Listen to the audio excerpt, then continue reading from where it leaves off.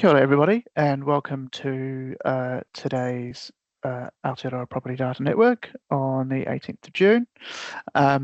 We are joined today, it's the final webinar in our Empowering Data webinar series, and we're joined today by Bay of Plenty Regional Council and Prism, who are presenting for us today alongside ourselves. I will go to the opening karakia and then run through some housekeeping and the agenda. Tamata tatou, whaia te mātauranga, kia marama, kia tupu, kia tiaki, nā whenua, nā moana, nā arawai, kia whaitake nā mahi katoa, araha atu, araha mai, tātou ia tātou, toi te kupu, toi te mana, toi tu te whenua, homie, huie, tai kie. So a bit of housekeeping.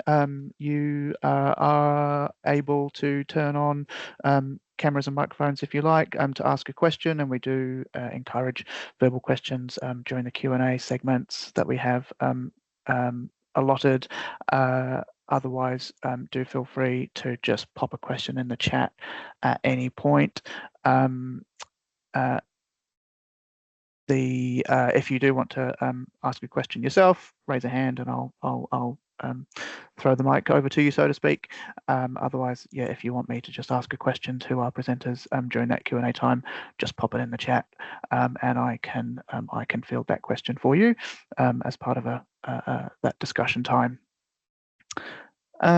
So today, as I said, we've got Bay of Plenty Regional Council first up, joining LINZ in a presentation about the NZ property boundaries layer and its uses up in the Bay, being put to good use up there, and with that layer coming out of pilot at some point soon as well. And then in the second part, we have joined by Prism Earth Ltd, who were a new startup working busily in the ag sector, providing location intelligence for property managers on all kinds of good things, including rural solar, forest biomass, and landslip analysis. So we'll see a bit of under the hood of what they're doing, the good work that they're doing there. So without much further ado, I'll just introduce our first presenters today. So we've got Susan Shaw, Senior Geospatial Analyst here at LINZ, known to many of you, and we've also got Casey Box, again, another well-known legend in the industry from the Bay of Plenty Regional Council, talking about that entered property boundaries layer when it gets published. Susan and Casey, off you go.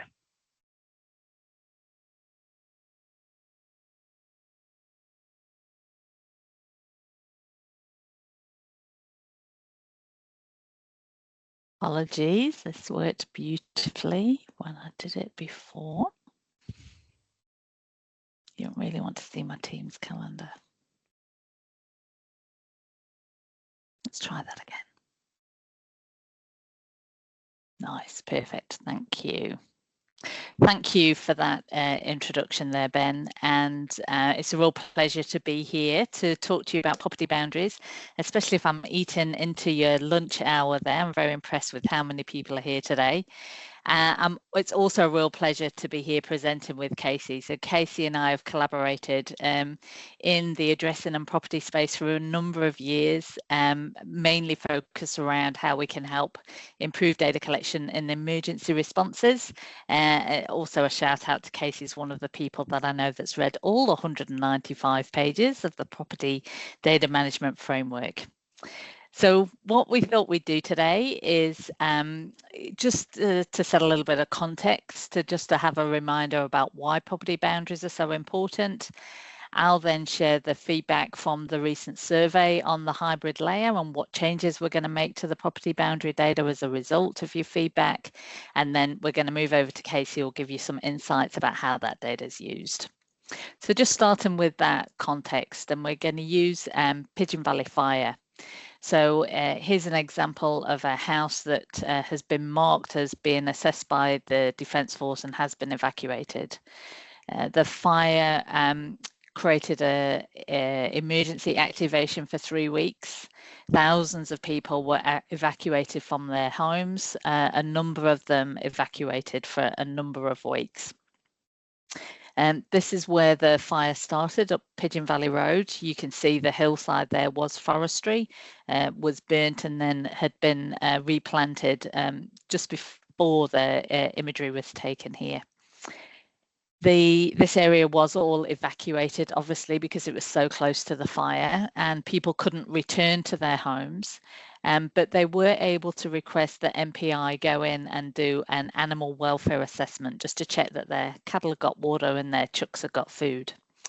So let's imagine we're that MPI inspector. We head up Pigeon Valley Road. We go up the first driveway. We have a look around their property. We do our animal welfare check. Yep, it's all good here. We carry on up the road, we go into the next driveway, we have a look around their property.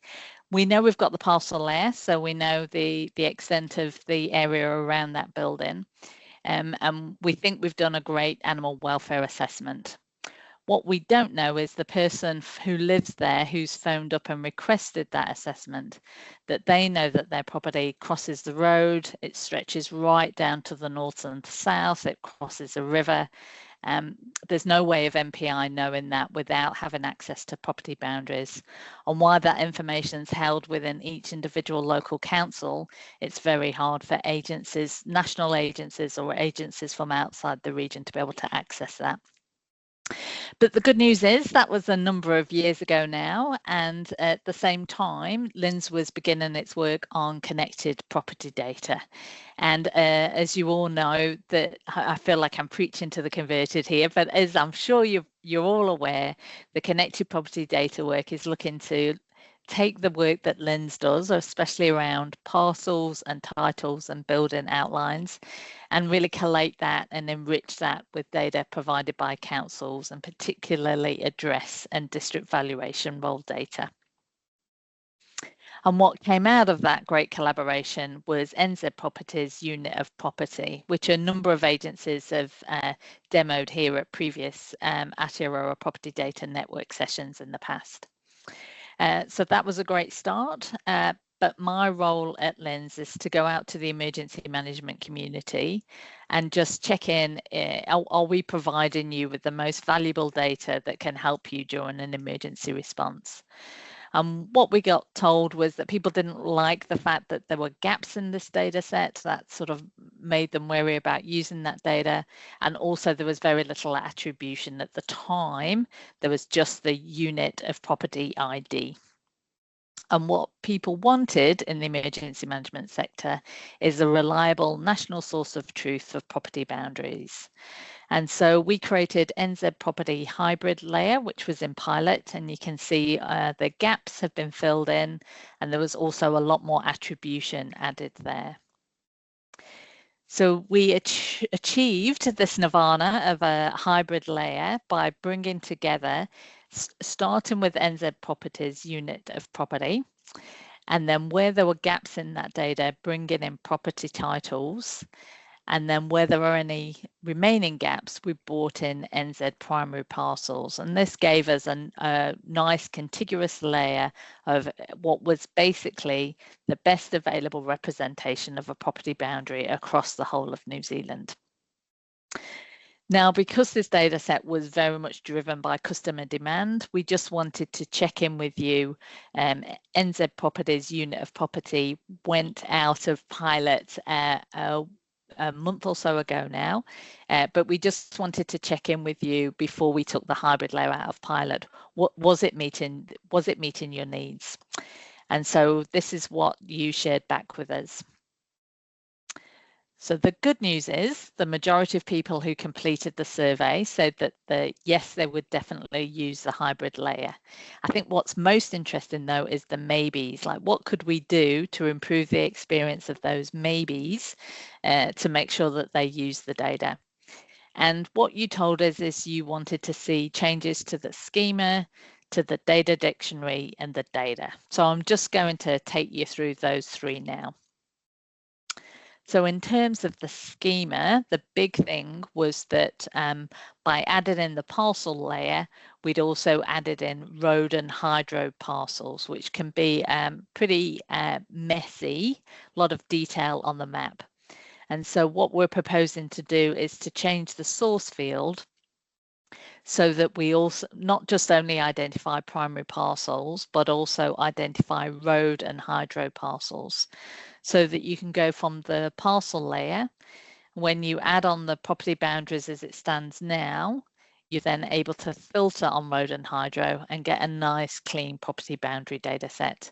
And we'll also look into, when we publish the ArcGIS REST service, to automatically apply that filter so that that's what you see first up. In terms of schema improvements, you also asked us to add an area and to add territorial name, both with and without a macron. So those changes will come in place. You didn't really ask us for improvements to the data dictionary, but a number of people asked if we could apply an address to the property layer. So you may be aware of the work that we're doing on NZ properties, where we're looking to see how we can combine a building and a property and an address. And until we've got that sorted out, we're not actually going to look to apply an address to a property. But we have updated the data dictionary to say that if you take the unit of property ID from the hybrid layer and you link that to the property address reference table, you can then pick up the address ID, and that will give you the address out of NZ addresses. So we've included this diagram in the data dictionary so that you can create that link yourselves to identify the address of a property where there's a rating unit. But we'll carry on that good work about how we can provide that information in a better format going forward. And the third thing is the ongoing work about data improvements. Now, this is something the squad was already working on, which is to link the rating units to the correct title or to untitled land. So the good news is that work is already completed for Southland, Gore, Invercargill and Tasman, and particularly want to do a shout out to Emma Duncan, who's really taken the initiative to work with the team at LINZ to improve the data down in Southland. We're very much working with the Willen in this area. So currently we're working on Nelson, and then next up we're working in the Western Bay of Plenty and Hawke's Bay. And that's because people have reached out to us and asked us to work with us to work on improving this data in this way. As we go through these councils, we are able to identify patterns in the data and apply them across the whole national data set. And so we hope the speed with which we make these data improvements will get quicker. But this is a seriously big piece of work that could take a number of years. And as Ben's already alluded to, the other change that we're making is that we got some feedback that people didn't really understand hybrid and the fact that this data was sourced from 3 different layers. And so just for ease of use, we're going to change the name to NZ Property Boundaries. So once we're out of pilot, that's the name to look out for, NZ Property Boundaries. And then I just want to finish up by leaving you with some comments that were shared as part of the survey.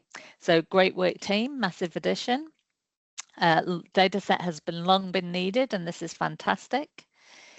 This is critical to emergency management to ensure consistent and traceable data collection. Best feedback, we're already using this data. That's always really good to hear and very happy with it. And then I also learned that this data was really important to the inland revenue because the property was a tax administration area. So really great feedback. We're not able to achieve every single request, but particularly that assigning an address, but hopefully this is a good way forward. And we're looking to take this data out of pilot, hopefully by the end of July, all being well, as keeping our fingers crossed. And that's me. I don't know if you would like me to take any questions at all, Ben, before we hand over to Casey.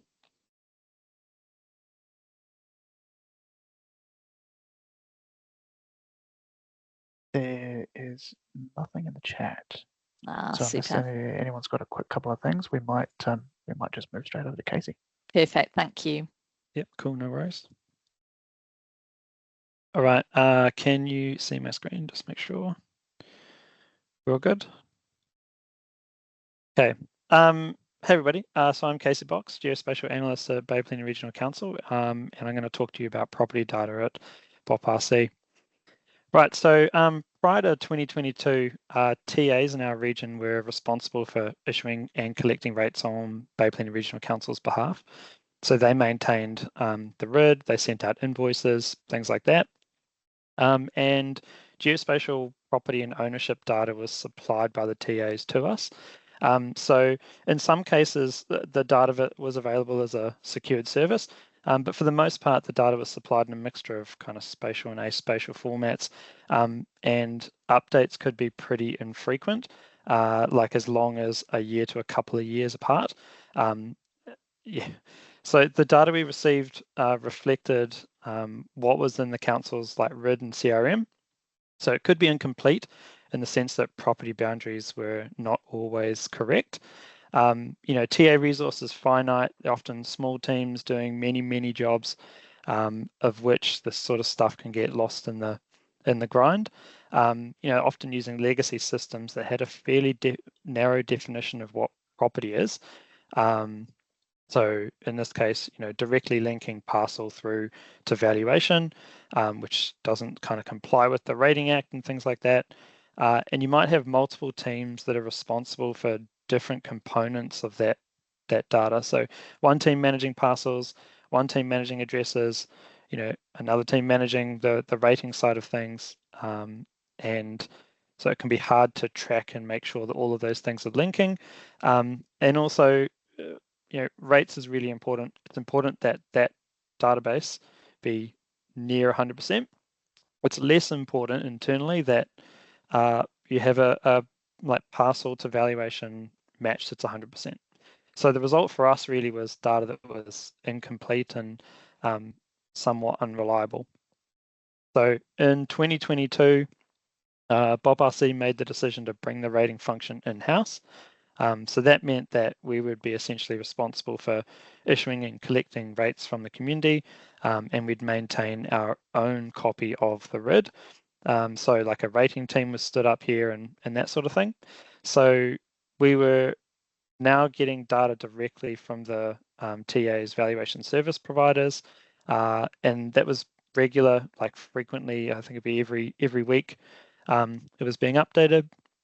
The data was aspatial, so we were then responsible for constructing the data set ourselves, and the geometries at the end of the day were still constructed based upon that parcel ID to valuation number relationship. So not all of the TAs, sorry, I'll jump back 1 second. We noticed there's a bit of a convoluted process to change the data if we noticed there were any inconsistencies. So this is particularly geospatially. So if the rates team noticed that an owner was incorrect or something like that, they'd just pick up the phone, ring the rates team at the TA, have a conversation, and they'd both make changes on their ends at the same time, roughly. But for the geospatial data, we were essentially having to pass the request over to the TA, and then the TA would have to make those changes. Hey, we got the right parcels match this valuation. Between teams internally, then they would have to then pass that data to their VSP so that we would then get the updated supplied data. And so we discovered through that process that not all of the TAs reconcile their data frequently. I understand it's a pretty big process. So some of them were weekly, while others were more like 6 months to a year. And that's really for existing and sort of old valuations. New stuff was pretty regular. Right, so kind of what is the future for us? So it's that we're going to adopt the NZ property boundaries. So the question is, I guess, why? NZ property boundaries is the best representation of property available. Bay Plenty Regional Council is a consumer of this data, so we don't while we maintain our own RID and our own ownership data, we don't maintain the spatial data, I guess. We're just really consuming it from somewhere else. So this is the best continuous representation available to us.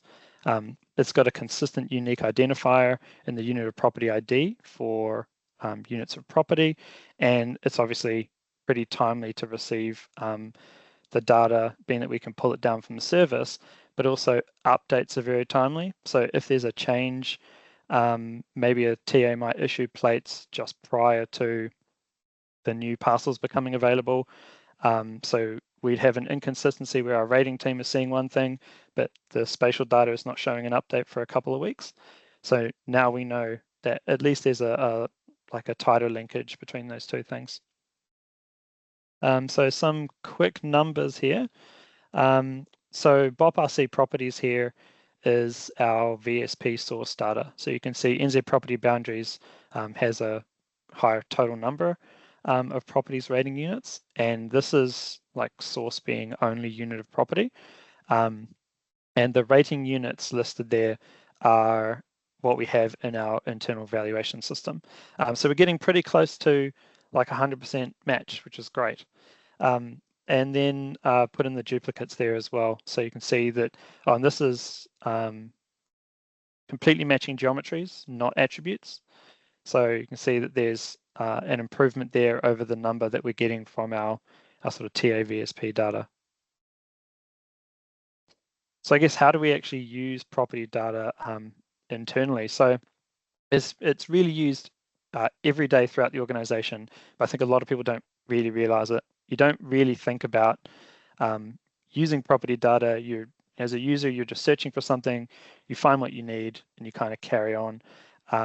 Where it kind of really meets the road is where you've got other systems that are recording, recording, say, a non-compliance against an address, and there might be another one in a different system for a different function, and there's no linkage between the two.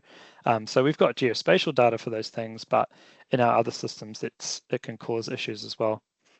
So some teams require reporting at a property level, such as our biosecurity team. So if they record inspections when they go out in the field, they need to be able to record that as accurately as possible. Ideally, not having stacked geometries where we might have multiple valuations sitting on top of each other. So kind of the way that I see it is that looking forward, property data will really be that single point of connection across the whole organization. Having a unique identifier that we can push into other systems will really help that. Right, and I guess so for us, it's really critical that I guess kind of one of the main drivers for having this data is that we need to be able to contact people. We need to know who is living where or who owns what, and how do we actually contact those people. So at the moment, now that we're maintaining our own ratepayer owner data, we've started to undertake a privacy impact assessment. So it's been quite a lengthy process, but essentially we're kind of asking questions like, who should have access to the data? What is the data actually being used for? And kind of what are the restrictions on using the data? What are the things that we might need to think about that maybe we haven't really thought about in the past, or that we've kind of just done stuff because that's how it's been done for 10 years.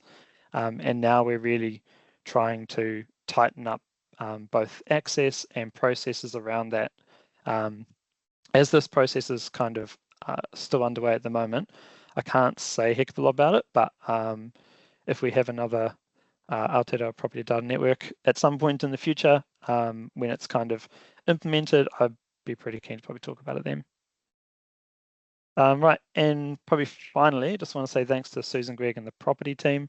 I can always just fire off all sorts of queries and things to kind of get my questions answered and say, hey, I think this needs to be looked at or changed or anything like that.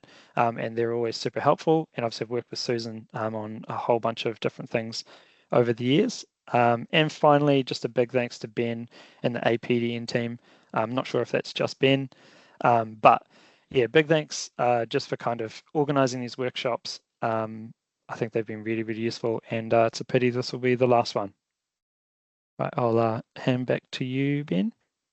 Well said, Casey. Thank you.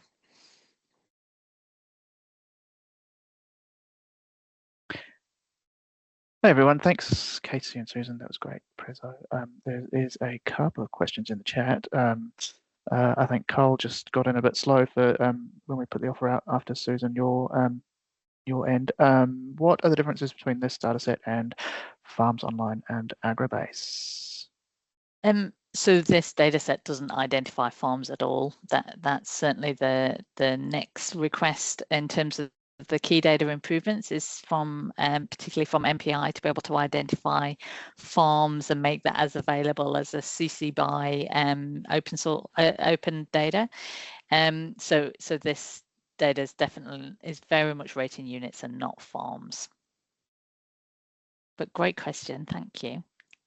Yeah, and those Agribase for sure is a voluntary, as an opt-in database, isn't it, where the farmers can choose whether to put information in. So it's got gaps. It's a private, it's a proprietary system. I was actually quality.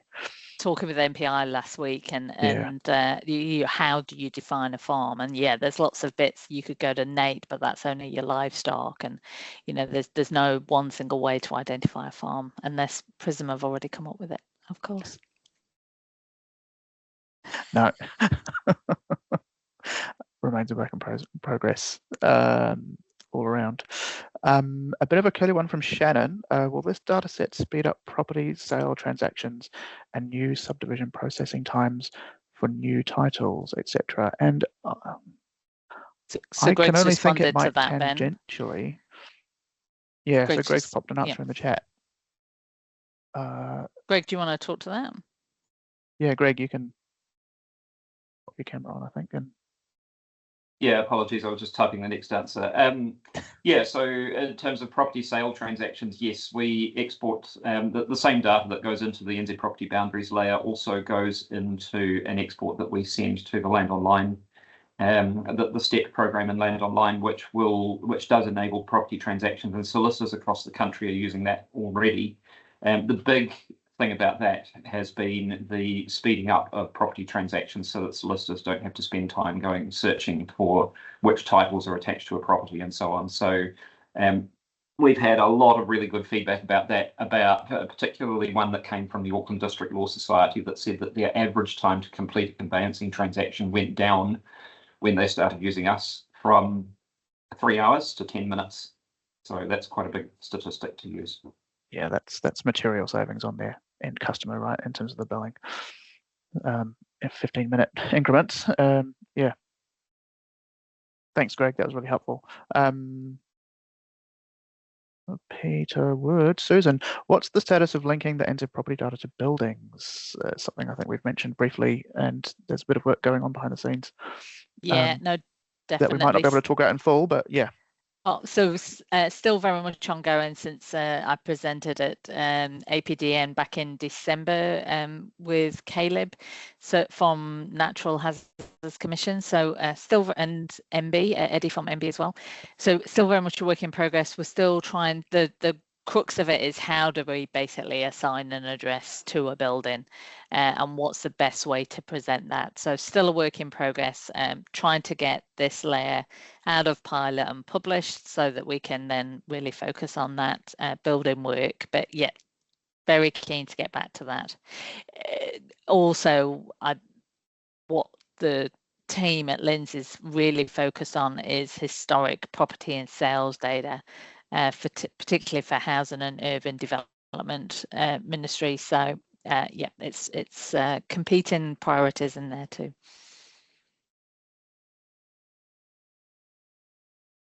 And there was a question which is a bit relevant to story in the news just today about the census going over to admin data from 2030. Would it also be possible to identify occupied dwellings versus non-occupied dwellings from the DVR data? And that ties that's I guess where we started with this property data. Property spine work, right? The initial project was working with stats to do just that, to help the transition to admin data census. And that was the initial proof of concept. So yes, it definitely can. help. Lots of proxies that you could make assumptions from potentially. So, yeah. Yes, yeah, the property spine that it's based on can be helpful, and we're working on it with stats, as Gregor said.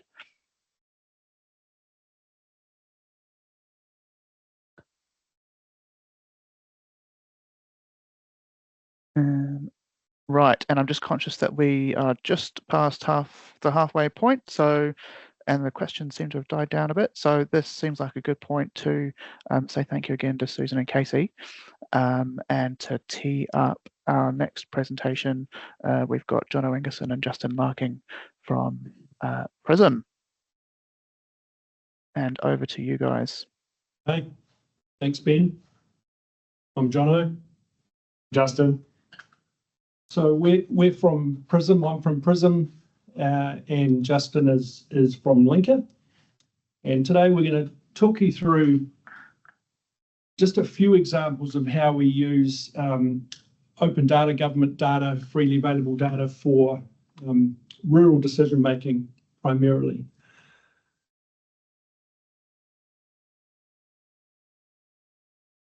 Could have that moved. There we go. There we go. There we go. There we go. There we go. Done that. So LINZ. Let's do that off. There we go.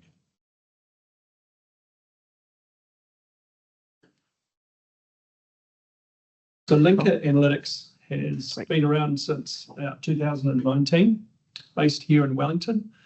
And it's a consulting services company that has been here.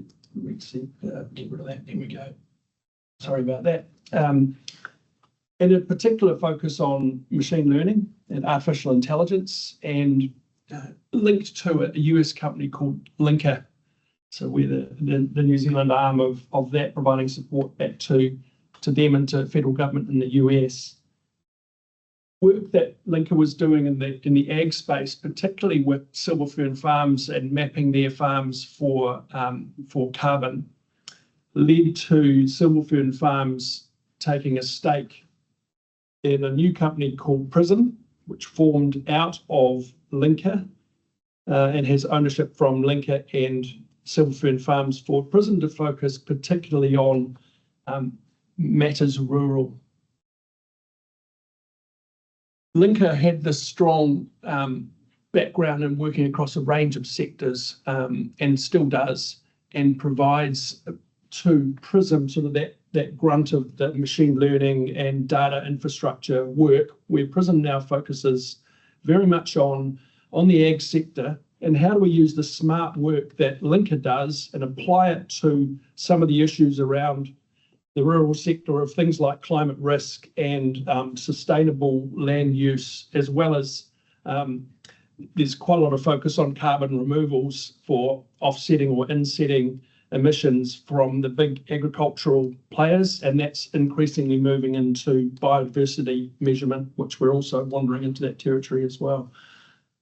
So Prism covers a range of things. I won't dwell too much on this, from land cover, carbon removals, climate risk, catchment planning, and how do you make better use of your land.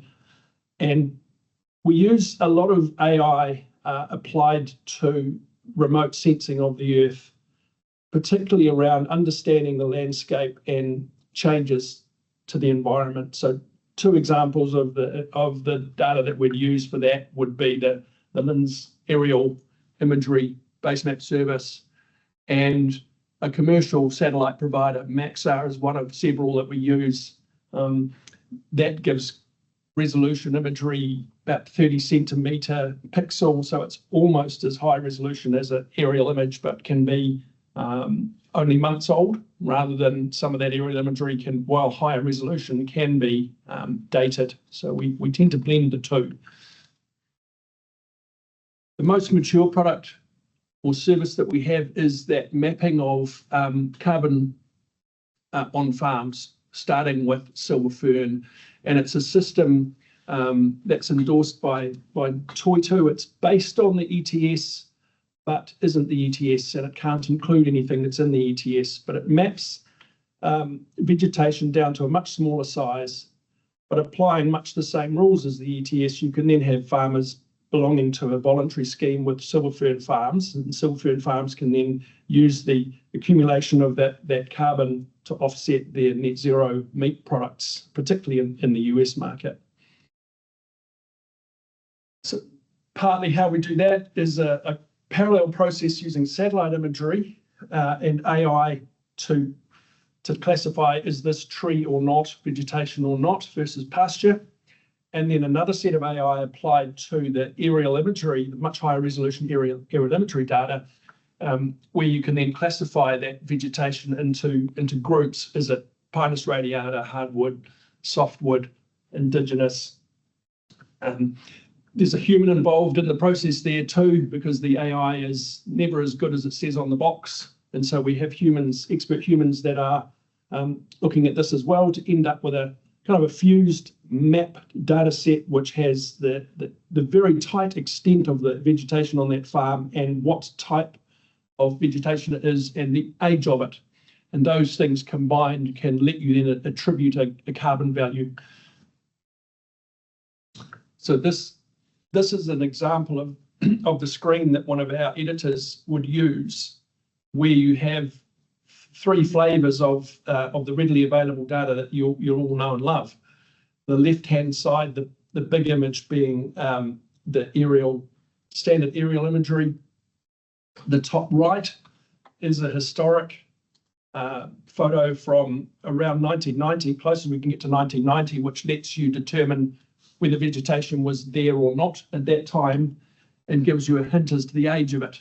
So, for example, that big block of pine you can see in the middle of that left-hand picture is a lot bigger now than it was back then, and there's a lot more vegetation that wasn't there at all. So that would let you age a lot of that other vegetation is less than 30 years old. And then the bottom right is sentinel imagery, which, while lower resolution, is much more up to date and can tell you whether things are still there or not. So what you end up with from that is that these little polygons that are drawn on here were generated by the AI from the high resolution aerial imagery, and it very nicely draws around those trees and individual groups of trees, as you can see. Then the job of the editor, looking at the most recent imagery, is to remove those that don't exist anymore. And you'll see this left-hand image taken in 2014. This farm has been quite busy decarbonising, and in the current day, there's a heck of a lot less trees than you can see in that left-hand one, which is why there's no polygons drawn on there, because those trees are gone. The editor will also be confirming the type of tree and the age of it. One thing that's also really handy for us when you're looking for inclusion of vegetation that must be or can grow to more than 5 metres high to be eligible in the carbon program is this canopy height model, which is generated from LIDAR. Tell us more about that, Justin. Yeah, so this canopy height model uses two of LINZ's data sets, which are the DSM, the national DSM base map, and the national DEM base map. And basically by subtracting the DEM off the DSM, we can just get a layer of trees. And we also use buildings data in this to remove all buildings, because they'll show up as well. You can see it hasn't been done very well in this one. There's actually a building there that's kind of included. But and we can use this to try and estimate the carbon further by estimating age based off height, and also just use it to delineate trees quite clearly where the AI system fails. And so it's quite good that LINZ has this aerial base map just published for us that we can just download it all, subtract it all, and within a couple of hours have this kind of thing ready to go. Nice. The end product of all that is a report that goes to the farmer that looks something like this. The left-hand side, page 1, gives them a summary of their farm, how many hectares of vegetation they've got, how many tonnes of CO2 it's sequestering every year by type. There's a map in the middle for the reference that shows the polygons of the vegetation, what type they are. And on the right-hand side, there'll be a sort of an appendix to their report that tells them for every one of those polygons of vegetation, how old it is, how big it is, and how many tons of CO2 is in it. They then go through a process for silver fern farms through the farm advisors of agreeing which of those plots of vegetation they want to put into the voluntary program that silver fern farms run, where they'll agree to keep that vegetation as permanent, and therefore it can be included in the sequestration from that vegetation every year can be included in the silver fern farms program for the insetting. We're also undertaking a similar project now with Fonterra to map their farming estate for a very similar reason. They're realising that both there is benefit in understanding the sequestration potential of vegetation on farms, but probably more so encouraging farmers to plant more. We know there's a lot of talk about how the dairy sector, farming sector, the dairy sector in particular, are big emitters. What they can do to help that is to strongly encourage their farmers to up the ante on riparian planting in parts of the farm that might not be as productive, or looking for ways to extend current areas of vegetation to maximise not just carbon, but also biodiversity benefit and good for the planet. So that work's just kicking off with Fonterra, and they're really accelerating their work in that space at the moment.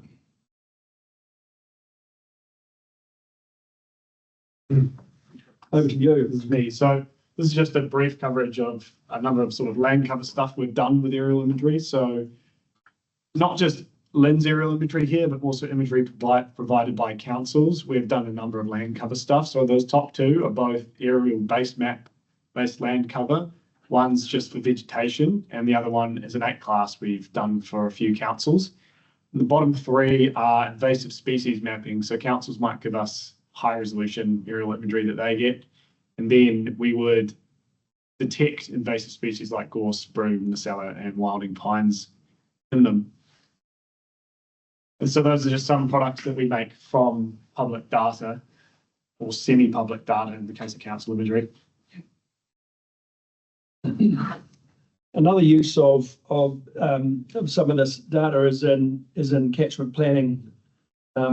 This is the Te Arai River southwest of Gisborne, where we're doing a project at the moment, helping them understand how can they improve this whole catchment so that in the event of another Cyclone Gabrielle or similar, which we know are going to become more intense and frequent, how can they prevent some of the damage they saw when that cyclone came through, where there was, in this map of the catchment, you'll see down the bottom left, the southwest of the catchment relative to Gisborne City, which is in the top right of that picture.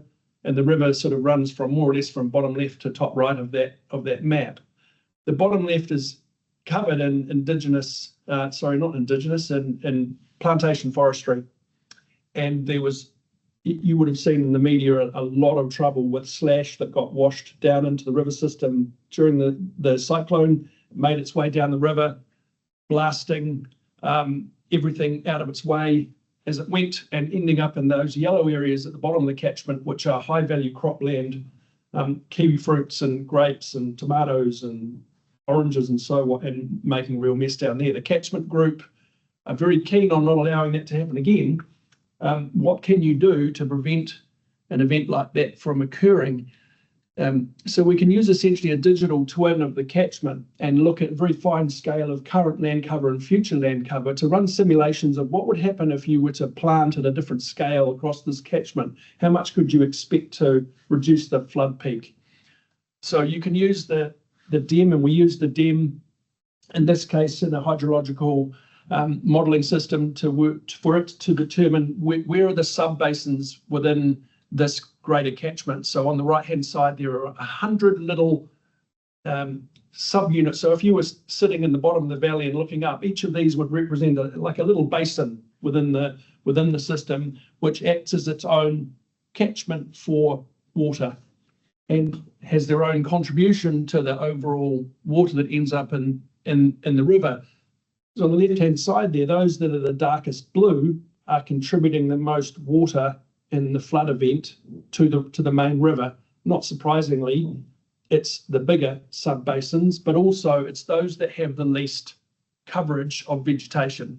So in this case, we could say if you were to fully plant those subbasins, here's the top 10 that you could plant that would reduce the flood peak by about 24%, which, while it's not enough to prevent flooding in the lower catchment, it can make a really big difference. An alternative to that is to use the 1 metre dam to get a very high resolution maps of the slope and the aspect of the whole catchment. When we put that through an AI model looking at the landslides that occurred post Cyclone Gabrielle, you could see that 2 of the main predictors of landslides were slope and aspect, along with underlying bedrock and soil type and so on. But slope and aspect explained very strongly where areas that weren't planted were more likely to experience landslides. And so you can put that all together and create a planting plan like this one that we've shown draped over a 3D extract of the base map. And this indicates where you would be best to plant further to prevent landslides from occurring based on slope and aspect. You'll see that little map on the top right, about another 2,500 hectares that are of this very slip-prone land that you could then suggest to landowners should you plant here, how much would it cost and what would the benefit be? And then our latest project, which is just landing at the moment, something a little different, is looking at solar potential on farms. Over here.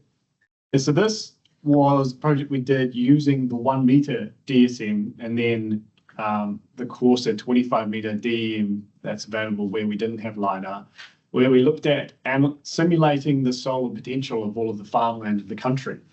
And so the way we did that, if you go to the next slide, is we built up an annualized solar kilowatt hour map for all of the grazing land and all of the buildings and everything within there to do agrivoltaic analysis. So basically tell farmers or tell whoever has land where the best spots on their land is to put solar panels. And on the next slide, we did this using the DSM LiDAR base map and running it through a simulation of the sun positions for every hour of the year. And we considered everything, so like whether terrain was in shadow at a particular hour, what the solar radiance was at that hour, what's the position of the sun, et cetera, et cetera. And we've got a nice ChatGPT image here sort of showing a tree with a shadow, and we would take, different hours across the day, and we would look at the sun position, and we would look at how its rays fall and what different things in the terrain would shadow what pixels. And from that, we were able to simulate the solar potential across the whole country. And which looks, and this is a close-in view with the titles layer. So the idea being that for each title, you can figure out where the best spots to put solar are. And the bright spots are generally the northern-facing slopes, and the darker spots are either shadowed parts of terrain or southern-facing slopes. You see the effects of trees in there. You can see sort of some shadows cast by terrain, and yeah. So where this is going to lead to is a web portal for farmers to be able to find their own property, and then drop a pin on a spot on their property based on this map, where they might consider putting a solar panel, having put in to the solar calculator some information about their usage. It would then suggest the size of panels, the size of the system, the size of batteries they need, and what a cost benefit on that could be. And you would have seen there's been a little bit in the media lately, both from banks and the government, about trying to encourage the farming sector to get into solar more. And this is this is a tool that they'll be able to use to do that. And just to touch back on the point in the previous presentation about identifying farms and farm boundaries, that's not something that's easily solved. And for the work that we do with Silver Fern and Fonterra, really the only way is to sit down with the farmer and have them work through, these are the titles or parcels that I consider to be part of my farm. And then what you'll find is that if they've got a farm system. So Fonterra, for example, have their own proprietary farm system where farm boundaries are drawn in by an advisor showing where the boundaries are. When you overlay them on the title boundaries, they don't match. Sometimes they don't match by a few centimetres because someone's drawn the line on not quite right. Other times they're out by half a paddock or more. And it's particularly obvious where you have hydro parcels running through the middle of a farm, and that hydro parcel might be quite old, and the river's moved. When you look at how the farm's actually used now, the hydro parcel is part of the farm, and where the river runs now is supposedly on the farm's land, but it's not. And that's really a can of worms that when you open it, you realise that's going to be quite a tricky problem for us all to solve. So in the meantime, it has to be down to landowners sort of self-identifying the extent of their farm. That's about it from us. If you have any questions, Ben.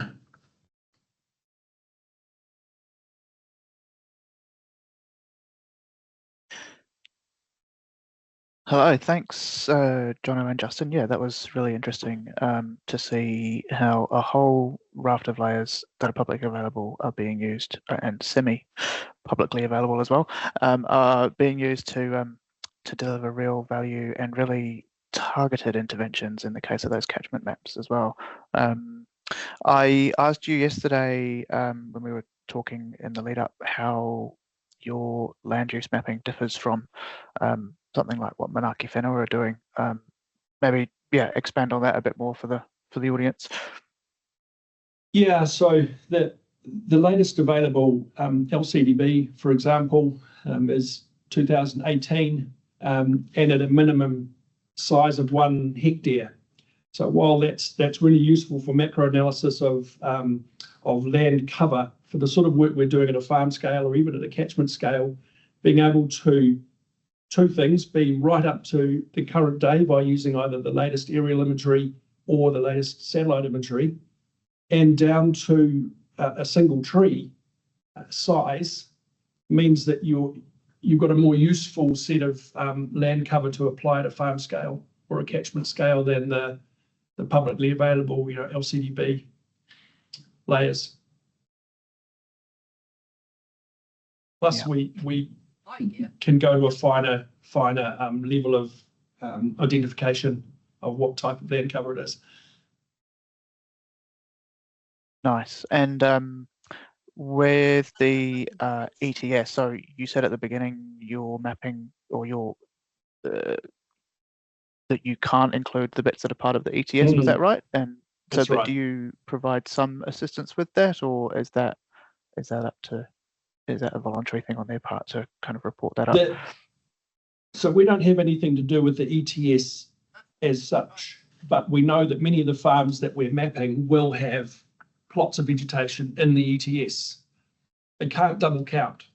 So when we provide them with maps of the vegetation on their farm, it's up to them to tell us which ones are already in the ETS, and then they get excluded from our mapping and excluded from the voluntary carbon program they'll have with a Fonterra or a silver fern. And there are quite different rules that apply. So the ETS, minimum 1 hectare, minimum width 30 metres.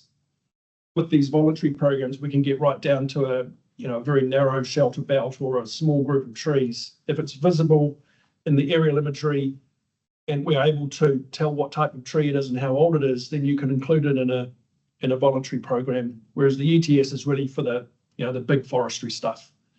But the key thing for us is no double counting, thanks.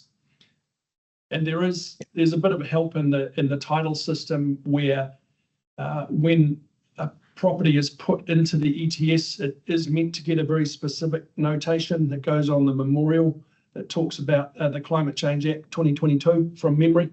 So we can look for those titles, and while we don't know which polygon on it is the ETS one, we can signal that there is an ETS polygon on this property somewhere. Please tell us which one it is.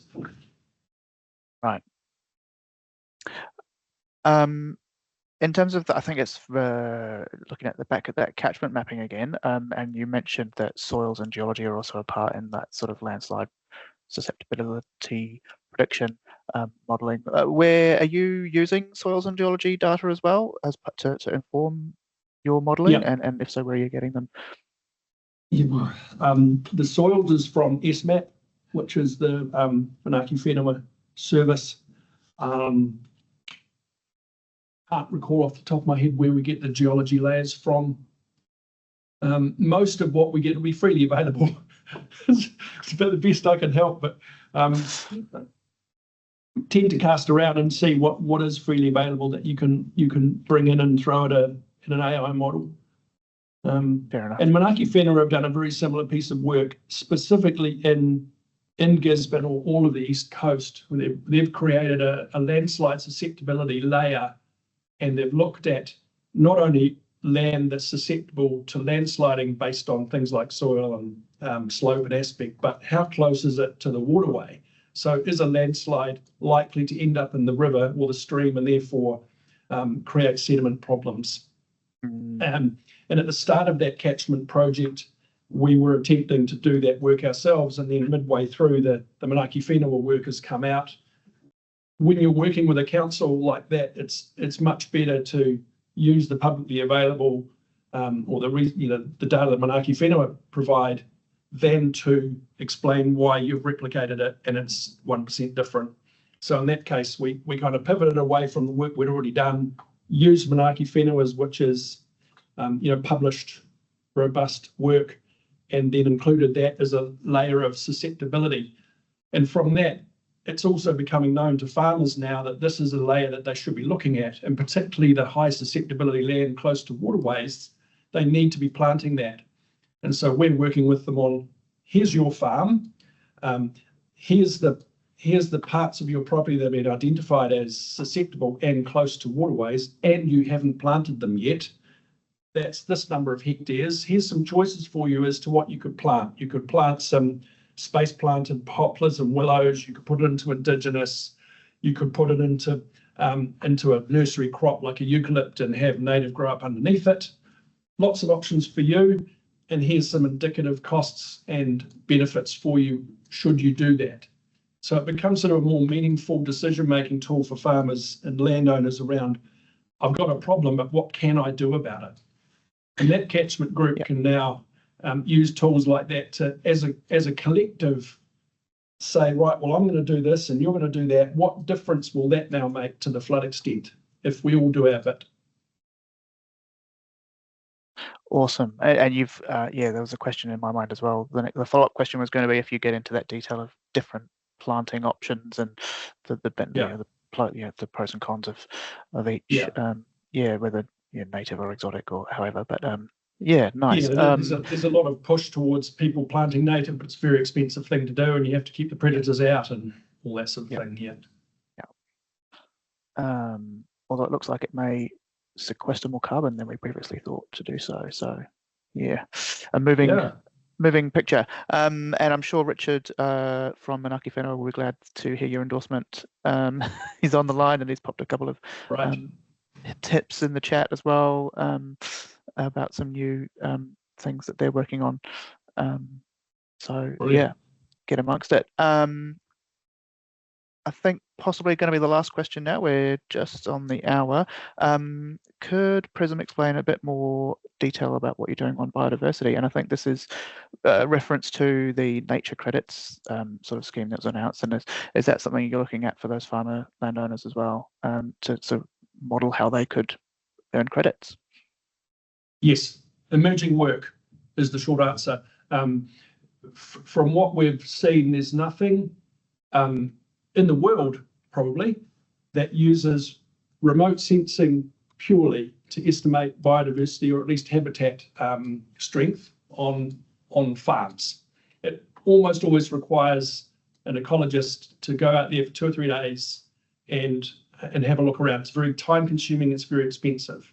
So we're undertaking some pilot work at the moment to try and see how far can we push it using remote sense data and other sources of information like iNaturalist observations and so on to get measures like ecosystem extent and fragmentation of forest and whether things are fenced or not, and whatever other layers we can bring in. We're very early into that project, but we're quite optimistic that we'll have a really decent starting point of a measure of biodiversity across farms that can then lead into some obvious actions for farmers around increasing areas of indigenous forest or defragmenting or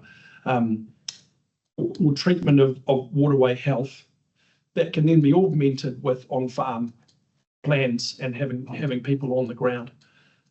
There's an increasing demand for measures of biodiversity, or think even slices of that, like measuring ecosystem extent. And there are voluntary markets emerging where there are the likes of the Air New Zealands or the Microsofts that are prepared to spend millions of dollars for nature positive work. And there needs to be that mechanism to join up the people with the money to the people that are doing the work on the ground, and the proof that it's been done, so that then the funder can claim credits through TNFD or whatever it is. So that work is rapidly accelerating. Certainly over the last 3 months, we've seen that really take off. And the big players, the likes of the Silver Ferns and the Fonterras, first view was towards carbon, but much more now it's towards biodiversity. And what are the mechanisms by which you can reward landowners for biodiversity rather than just carbon?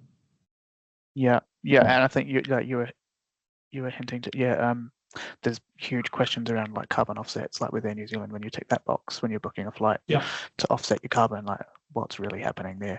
There's always been big question marks about that. So if you can rigorously link action delivery to that tick box, then to that money effectively, then that's really a good thing to do. Thanks. So we've gone a bit over time, so I will move to close, but thank you. Sorry, can Susan. I just reiterate again what Casey said? It's incredible how many people have consistently turned up to the Aotearoa Property Data Network sessions time after time. I know that running one of these workshops takes a lot of energy, but keeping up the momentum, getting people engaged, getting advertising it, it's a huge amount of work. I'm really impressed with what you've achieved here, and on behalf of LINZ, thank you very much. Thanks, Susan. I'll do the closing karakia, and then I was going to make an announcement. So I'll just do that and I'll stop the recording, and then to close, I'll pop that up again for everyone. Thanks for hanging on to the last minute, those of you that have. Cool. Te mata tātou. Kua e te kaupapa. Ka rea ngā hua, ka rere ngā arawai. Kua mau te matauranga. Hei arahina ngā mahi o toitu te whenua. Kia tau te rangamari e, ki runga i a tātou katoa. Humie, huie, tai ki e.